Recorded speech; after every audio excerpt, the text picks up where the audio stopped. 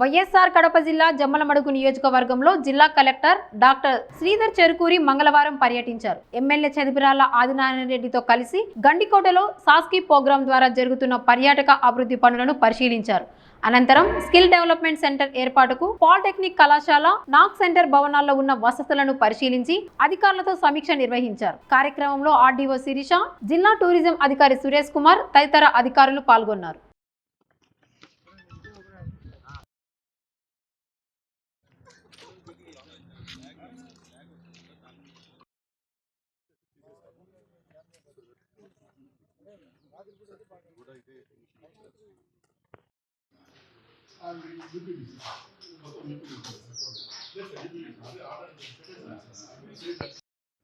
ఫినిషింగ్లో మాత్రం మీరు ఇంట్లో సొంతంగా ఎలా చేసుకుంటారో అలా ఉంటేనే ఇది అనుకున్న